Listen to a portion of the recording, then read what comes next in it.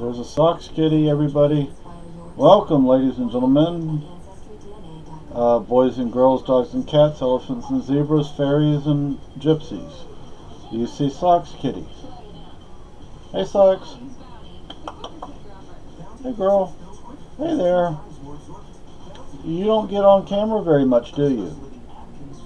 No, I don't. I'm a scaredy cat. I am the reason they call cats.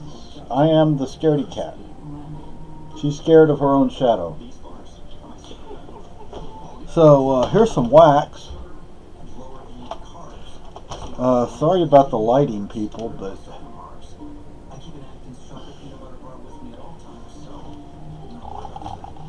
that makes it worse. Okay, this is some wax. I don't know, this is wax. You want to see wax? There's wax. Okay, I want to have to put these on. They help, but they're not prescription, so they only help so much. Tidings from the 18th Century by Beth Gilgan. Colonial American How-To and Living History. This is from Scurlock Publishing. I happen to highly recommend their books. I have several volumes of the, is it not the Long Hunter? Books of Buckskinning, or the Book of Buckskinning.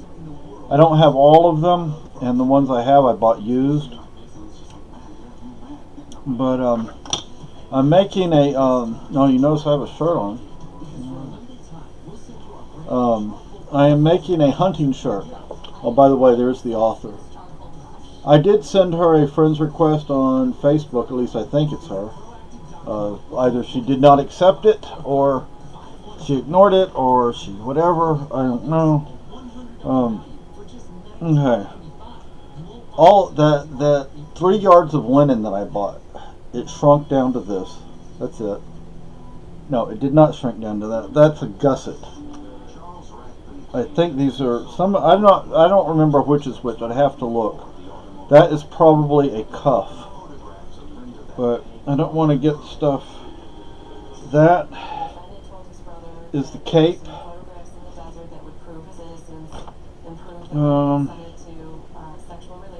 That's a sleeve. That's a cuff. That's a sleeve. Okay, this is the shirt. The main body of the shirt, I should say.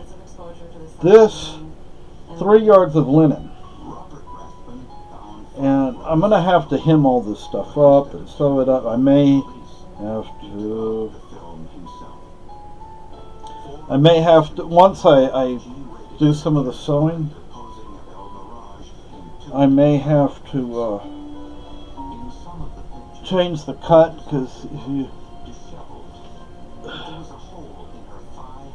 this is just cut rough. This is rough cut. Okay, this is my neck goes right here. My head pops out of there. I am not cutting it all the way down, because that would be a later innovation. It wasn't until, say, the American Revolution or later that they would cut their hunting shirts all the way down. For my period, the 1750s, they didn't. It was closed. It was not cut all the way down. It is going to be big. It's going to be baggy, but that's okay with me. It's quite long, above my knees, I believe, just above my knees. This is my sewing kit. This is not what I carry with me. I don't carry this with me. This stays at home. This is made out of buckskin, by the way. And I have more buckskin for patching. And here's some linen and other stuff in here. But this bag stays at home. It doesn't, I mean, I could take it to camp, but it would not go on the trail with me. I would not trek with it. But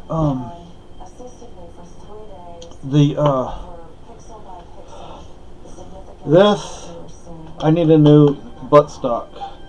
Thing is, I like what I did with that right there. That's a wolf paw. It's a full-size wolf paw. Yes, they're big. And I'm going to have to do that with the new buttstock. The 4 stock is just fine. This, I gouged too much out of here, and it's sitting up against it's rubbing up against the rear of the barrel. And I need to put the breech plug or whatever it is in there as well. The directions that came with the rifle kit, weren't all that great, to be honest with you. It basically had a diagram. So,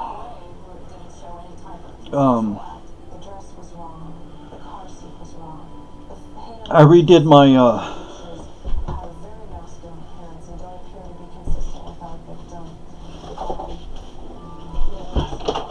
this is my tent. It's not really a tent, it's a tarp, and my bedroll, all rolled up into one. I redid it, so it's narrower than it was. This is oilskin.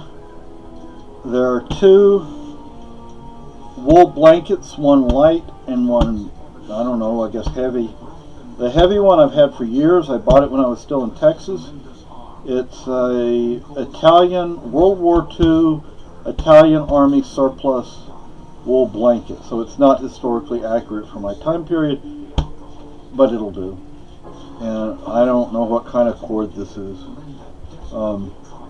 And then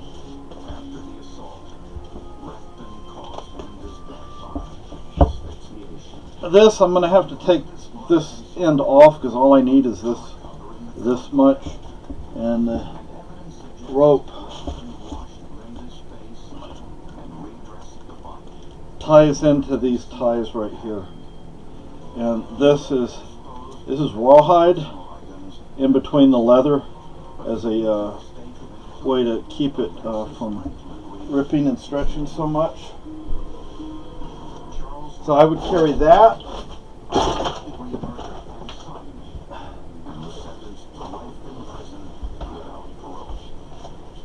My haversack and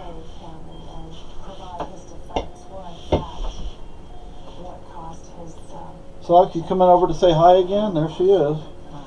My rifle bag, my gourd water bottle, and I have a canteen, but I have no idea where it's at. That's the only thing that I think I bought that I have not located is my canteen. Maybe there's one other thing, I don't remember. But this is my big project that I'm working on right now. I just finished yesterday cutting everything.